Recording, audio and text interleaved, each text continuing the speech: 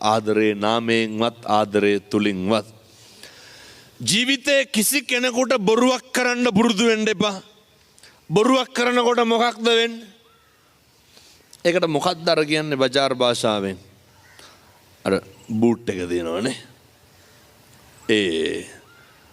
කවදාවත් බොරුවක් කරන්න පුරුදු වෙන්න එපා. බොරුවක් කරනකොට වෙන්නේ අනේක මොකක්ද වෙන්නේ? අනේක රැවටෙන එක නෙවෙන්නේ.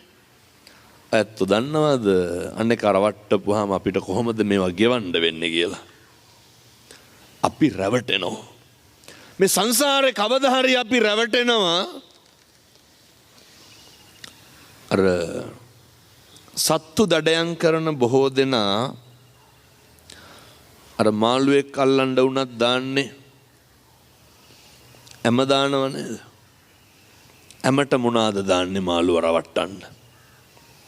මොකක් හරි එක්කෝ ඒ සතා කන කෑමක්. එහෙම නැත්තම් ඒ කෑමක් විදිහට තියෙන ප්ලාස්ටික් කෑල්ල. අර කෑමට රැවටිලා ගිහිල්ලා කෑම අල්ල ගන්නවා. ඒක කටින්මයි සිද්ධ වෙන්නේ. ඒක ජීවිතේ විනාශ වෙන්න පුළුවන්. අර කිසි කෙනෙක් කවදාවත් මං කියන්නේ මේ පෙම්වතුන් පෙම්වතියන් පමණක් නෙමෙයි. ඔය ජීවිතේ කවදාවත් කිසි කෙනෙක් ලැජ්ජාවට පත් කරන්න එපා. අර හැම වෙලේම බලන්න ඕන මේ දේ මට වුණා නම් කියන තැන. මේ වේදනාව මේ දුක මට විඳින්න වුණා නම් කියන එක. ජීවිතේ පුරුදු වෙන්න. නිරන්තරයෙන් අනේකගේ ගරුත්වය කියන එක ආරක්ෂා කරන්න. නිරන්තරයෙන් අනේකගේ ගෞරවය කියන එක ආරක්ෂා කරන්න. ඔක පැත්තන්ට කරගන්නම බැරි වෙන්න හේතුව තමයි ආදරයක් නැතිකම.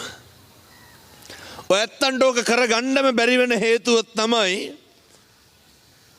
ඔහොම බනහන ගමන් හදවතට තට්ටුවක් දාලා කල්පනා කරලා බලන්න අපි කොච්චර බොරු කියලා දෙනවද? අපි කොච්චර රවට්ටලා තියෙනවද?